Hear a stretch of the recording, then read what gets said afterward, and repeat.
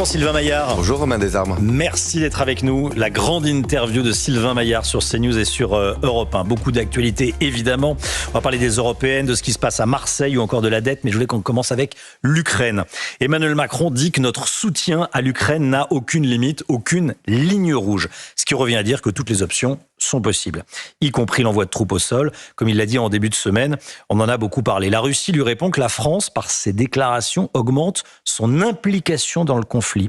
En quoi c'est l'intérêt de la France que de défier directement, ouvertement, en public, Vladimir Poutine ? Poutine n'a pas de limite dans ses attaques. La France n'aura pas de limite dans son soutien à l'Ukraine. C'est très clair, le président de la République l'a dit. Et d'ailleurs, je vous redis qu'il y aura un vote à l'Assemblée nationale mardi sur notre politique de soutien envers l'Ukraine. Et donc, chaque parti politique devra se positionner, chaque député devra se positionner par rapport à ce que je crois qu'il ne faut pas oublier. Poutine a pris la parole il y a quelques jours pour ce qu'on appelle un discours à l'Union et a dit une chose. Parce que Poutine, en fait, il dit exactement ce qu'il va faire. Il a dit une chose très claire, l'Empire russe a besoin de la guerre. Et d'ailleurs, quand vous regardez l'ensemble du mandat de Vladimir Poutine, on a maintenant 25 ans de recul, quasiment 25 ans, un peu moins, il est toujours en guerre. Toujours en guerre. La Tchétchénie, la Géorgie, la Crimée, l'Ukraine, il le dit, l'Empire russe a besoin de la guerre. Et donc, il faut lui montrer les limites. Et il faut être très ferme dessus. Vladimir Poutine est un homme de guerre et donc nous serons là, l'Europe sera là pour lui dire stop. Sur la façon de procéder d'Emmanuel Macron, François Hollande lui a fait la leçon dans la cour de l'Élysée. Il lui dit que c'est mieux de rester discret, de ne pas dire ses intentions. Qu'est-ce que vous en pensez ? Moi, je pense que il ne faut pas se cacher. La situation est extrêmement grave ce qui se passe en Ukraine. Nos concitoyens le savent. Il ne faut pas avoir la main qui tremble. C'est une situation difficile. Et Emmanuel Macron a juste dit ce que nous ferons. Vladimir Poutine dit ce qu'il fait. Nous disons ce que nous ferons. Nous continuerons à soutenir sans limite l'Ukraine. C'est très clair. Vous pensez que les oppositions en France se voilent la face et que le risque d'extension du conflit est réel ? Ça dépend des oppositions. Il y aura un vote, je le redis, mardi. Et j'attends avec impatience ce vote. Elles vont se positionner. Un rapport parlementaire l'a parfaitement montré. Le Rassemblement national est la courroie de transmission de Vladimir Poutine en France. C'est dans un rapport parlementaire. Vous dites ce matin que Jordan Bardella et Marine Le Pen sont les représentants de Vladimir Poutine en France ? Bien sûr, dans cet esprit de toujours, au fond, pliez-vous face à Vladimir Poutine. Pliez, baissez la tête. C'est ça le Rassemblement national. C'est pas mieux sur la France insoumise, mais le Rassemblement national l'incarne. Et mardi, vous verrez dans les votes, eux s'en défendent et vous n'avez aucune preuve. Mais ce sont des accusations très graves. Mais ce sont des... Regardez, vous les accusez de jouer l'intérêt de la Russie avant mais bien sûr, de la France. C'est leur intérêt. Poutine a été leur banquier. Il est maintenant leur suzerain. Il se plie et au fond, souhaite que nous nous plions devant les volontés d'un dictateur qui est en train d'écraser un pays ami. Oui, c'est ça. Oui, c'est très grave. Vous savez, ce débat... mardi prochain sera extrêmement important et c'est pour ça que nous avons souhaité. Extrêmement houleux. C'est pour ça que nous avons souhaité qu'il y ait un vote. Extrêmement houleux. C'est comme ça que vous l'anticipez. On verra, mais il y aura un vote à la fin. Ils pourront pas se cacher. Est-ce qu'ils sont pour ou contre le fait que nous soutenons l'Ukraine contre Vladimir Poutine ? J'attends avec impatience de voir leur vote. Les Français seront fixés définitivement. Sylvain Maillard, je voulais vous entendre sur Rima Hassan, cette militante anti-Israël qui légitime l'action du Hamas. Elle est en 7e position sur la liste de la France insoumise. Qu'est-ce que ça vous inspire ? Une honte absolue. Une honte absolue. Je pense que peut faire la France insoumise de plus exécrable en envoyant une représentante d'une idée que le Hamas au fond est un mouvement de libération de la Palestine. N'est pas un mouvement terroriste. Le Hamas est un mouvement terroriste qu'il nous faut combattre. Elle est la représentante du Hamas ? Je ne sais pas si elle est la représentante, en tout cas elle est la représentante des idées au fond que véhicule le Hamas. Et donc c'est une honte absolue qui montre l'ambiguïté dans laquelle est la France insoumise vis-à-vis évidemment sa position en Israël, mais plus généralement sur l'antisémitisme. Quel électorat LFI cherche à séduire ? L'électorat clairement antisémite. vous-même, vous aviez constaté, en faisant votre campagne pour votre réélection de député, que la France insoumise avait, cherché à récupérer le vote d'une partie de la population. Vous m'aviez raconté. Oui, bien sûr, c'est la position de la France insoumise. Je vais dire pas tous les députés de la France insoumise, mais d'une partie de la France insoumise est une position extrêmement clientéliste et qui imagine finalement des populations dans les quartiers, une partie des populations dans les quartiers les perçoit comme antisémites. C'est exactement ça ce qu'ils sont en train de faire. Donc c'est au fond peut-être valider les thèses les plus nauséabondes. Pourquoi ? Pour faire élire quelques députés en plus. Et donc je trouve ça, je vous le dis, je trouve ça infâme de pouvoir mettre cette jeune femme sur les listes et imaginer qu'elle puisse devenir députée européenne, c'est-à-dire représenter la France à Bruxelles, au Parlement. Je trouve ça juste infâme. Votre candidate aux européennes, la candidate Renaissance, Valérie Hayé. Vous êtes confiant, Sylvain Maillard, cette candidate dont je rappelle qu'elle est fille d'agriculteur, députée européenne, mais très peu connue du grand public. Elle est véritablement la candidate idéale face au bulldozer qu'est Jordan Bardella? Oui, enfin bon, il faut arrêter avec les bulldozers, les extraordinaires, les qualificatifs. Valérie Hayé, c'est une députée que je connais bien. Moi, je milite depuis des semaines et des semaines pour qu'elle soit notre tête de liste parce que c'est une grosse travailleuse. Et c'est une députée extrêmement influente. D'ailleurs, il y avait eu un classement qui avait été fait il y a quelques semaines, je crois que vous l'avez relayé, où c'est la 5e députée sur plus de 800 députés européens, la plus influente. Pourquoi ? C'est une bosseuse. Elle travaille et elle trouve des compromis et elle fait avancer, vous savez, elle fait avancer les dossiers français. Il sert à quoi Jordan Bardella, dont vous me parlez tout à l'heure, hein, il vote sur rien. À chaque fois qu'il y a un vote important, il est jamais là. Il a tout le temps piscine. Comment vous expliquez les 30% de moi je me demande vote. si alors c'est un député complètement idiot, c'est quoi? Romain Desarmes, il a tout le temps piscine, il est jamais là. Moi je me demande si c'est un député ou un maître nageur. Il n'est jamais là, jamais là. Et donc à un moment, il faut aller défendre nos intérêts à Bruxelles. Il faut défendre la France. La France, c'est pas des selfies ou c'est des slogans. Il faut aller la défendre. Et pour la défendre, il faut être présent et être influent. C'est ce qu'est Valérie Hayé. Donc évidemment, j'ai toute confiance. Les députés Renaissance sont vraiment derrière elle. C'est la bonne candidate. Pour Jordan Bardella, l'immigration sera l'un, sinon le sujet central de cette campagne des européennes. Mais vous savez quoi, Romain Desarmes ? Oui. Non, le sujet principal, vous verrez, ce sera l'Ukraine. Ce sera le soutien à l'Ukraine. Il rêve que ce soit sur l'immigration. Vous verrez que ce sera sur l'Ukraine. Et d'ailleurs, Jordan Bardella, député européen depuis 5 ans, il a voté sur asile et immigration au niveau européen. Maintenant, il n'était pas là.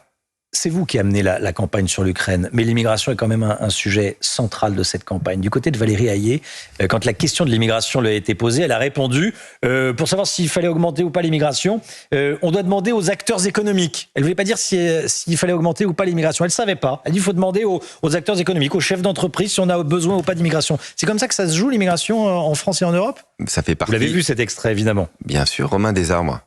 Y a-t-il une seule entreprise en France de taille raisonnable, qui peut fonctionner sans immigration?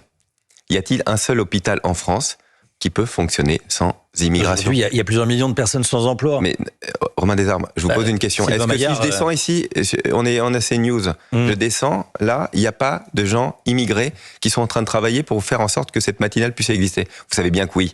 Je vais vous dire une chose. Ce qu'il faut qu'en France, c'est que nous travaillions plus. Ça, c'est vrai. Il faut qu'il y ait plus de travail pour faire fonctionner et pour payer notre système social. Oui, on l'a toujours dit. D'ailleurs, c'est pour ça qu'on a fait cette réforme des retraites. On a besoin de plus d'immigration. On a besoin de plus de travail. Nous avons besoin de travailler plus. Mais est-ce que la France a besoin ou pas, Sylvain Maillard, président du groupe Renaissance à l'Assemblée nationale, de plus ou moins d'immigration? Ça n'existe pas un pays dynamique qui n'a pas d'immigration. Donc d'ailleurs, il y a besoin de plus d'immigration. Il y a de l'immigration aussi. Mais ça vous gêne de le dire? Non, mais je le dis. Enfin, je trouve que c'est mal posé les problèmes. Le souci, la question, elle est peut-on vivre sans immigration? Je vous dis que non. Parce que la France, parce qu'un pays moderne, un pays dynamique, a de l'immigration et a de l'émigration aussi. Une partie des Français partent à l'étranger et reviennent. Et voilà, c'était d'ailleurs mon cas, et le cas de beaucoup de personnes, et c'est très bien ainsi. Ce qui est essentiel, c'est qu'on ait du travail, qu'il y ait du travail pour tout le monde, et que les règles soient respectées par tous. C'est ça. Mais quand il y a 3 millions de chômeurs en France, et beaucoup plus, certains se disent, a-t-on besoin de faire venir de la main-d'œuvre de l'étranger? Voilà, la question peut se poser également. Écoutez, Romain Desarbres, je vous demande pourquoi, quand vous allez dans n'importe quelle entreprise, les chefs d'entreprise vous disent, je n'arrive pas à recruter. Ça, c'est un fait. Vous l'avez montré. Dans combien d'émissions ici, vous avez montré à quel point on a du mal à trouver.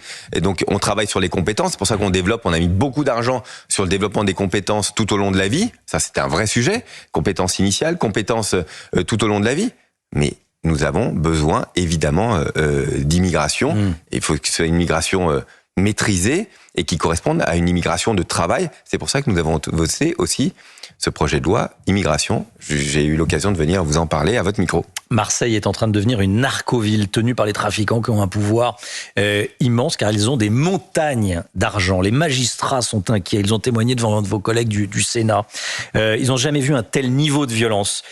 Est-ce qu'on met assez de moyens pour frapper ces trafiquants sans foi, ni loi, ni humanité, ni pitié? En posant la question, évidemment que non, puisque sinon on n'en serait pas là. Et qu'est-ce que devrait faire l'État pour réaffirmer sa puissance? Alors, j'ai regardé juste des chiffres. On a, depuis 3 ans, 37% de juges en plus sur la plaque marseillaise. On a démantelé 70 points de deal, une centaine de trafiquants de haut vol qui ont été arrêtés. On remet beaucoup d'argent, plusieurs milliards, pour faire ce qu'on appelle Marseille en grand, parce que oui, cette ville a été trop longtemps, je dis pas abandonnée, mais laissée de côté, où l'investissement n'était pas à la hauteur de ce qu'il fallait. Donc, vous utilisez le passé, vous pouvez utiliser le présent. Hein. Écoutez, 50 morts l'année dernière. Quand on met plusieurs milliards pour rénover une ville, on est à la hauteur de ce qu'il faut.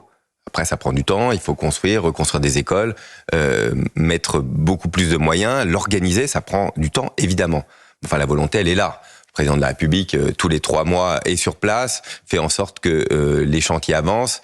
Nous sommes derrière pour que ça avance.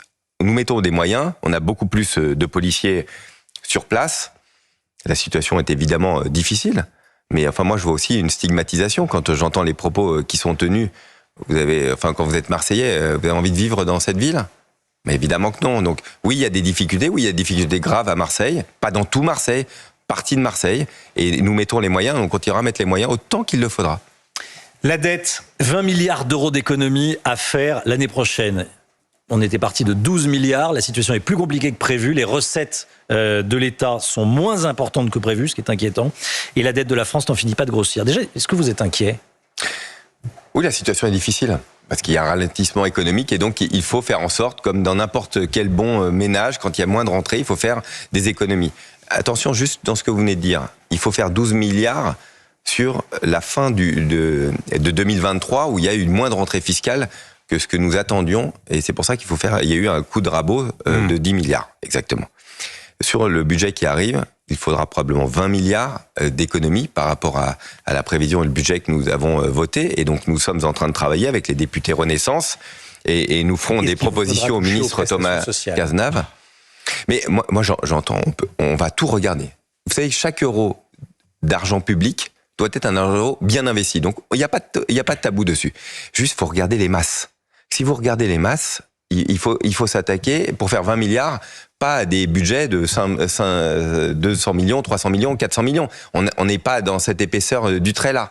Il nous faut des vraies économies. Il faut du courage politique. Il faut du courage politique. Pour annoncer aux Français qu'il va falloir réduire certaines prestations sociales. Romain Desarbres, nous aurons le courage politique quand on porte la réforme, et ce sera la 3e réforme sur l'allocation chômage, et courage politique. Quand je suis venu ici pour vous dire que nous ferons la réforme des retraites, il me semble qu'elle n'était pas très populaire.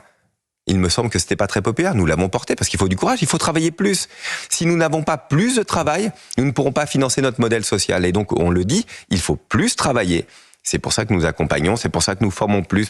Il faut travailler sur les carrières, mais il faut plus travailler et il faudra faire des économies, faire en sorte que chaque euro investi est un euro bien investi. Sylvain Maillard, président du groupe Renaissance à l'Assemblée nationale. C'est aujourd'hui la journée internationale des droits des femmes. Vous serez aujourd'hui à la cérémonie au ministère de la Justice pour la constitutionnalisation de l'IVG, l'inscription dans la Constitution. C'est une décision qui va véritablement changer la vie des femmes? Je crois que c'est une décision extrêmement forte que nous avons voté lundi dernier. J'en suis très heureux, très fier de porter ce combat. Oui, c'est un symbole. Il y a une partie évidemment symbolique d'ailleurs qui a une résonance partout dans le monde. Il y a une vingtaine de présidentes d'Assemblée nationale qui sont à l'heure actuelle à Paris et on a eu que des retours extrêmement positifs en disant nous sommes le premier pays à le faire. Dire au monde entier, avec notre tradition universaliste, que oui, le corps des femmes appartient aux femmes. Et c'est définitif. Nous ne reviendrons pas dessus. Et je crois que c'est un symbole extrêmement fort. Et sur l'interruption volontaire de grossesse, c'est évidemment important que ce soit appliqué, accompagné partout sur le territoire. C'est aussi ce que nous avons entendu. Et donc, nous devons faire en sorte que ce soit toujours mieux appliqué. Une partie de la gauche veut aller plus loin et abolir la liberté de conscience dont bénéficie le corps médical, et notamment les médecins qui ont le droit de Ce n'est pas à l'ordre du jour. Pratiquer l'avortement. Qu'est-ce que vous dites à cette gauche ? Ce n'est pas à l'ordre du jour. Nous avons trouvé, je crois, un équilibre qui correspond, qui a été voté tous ensemble avec une décision extrêmement forte de constitutionnaliser l'interruption volontaire, le recours à l'interruption volontaire de grossesse dans notre loi fondamentale. Nous en sommes extrêmement fiers. C'est un symbole incroyablement fier. Je crois que cet équilibre, c'est celui-là que nous devons préserver. Merci Sylvain Maillard. C'était votre grande interview sur CNews et Europe 1. Bonne journée à vous.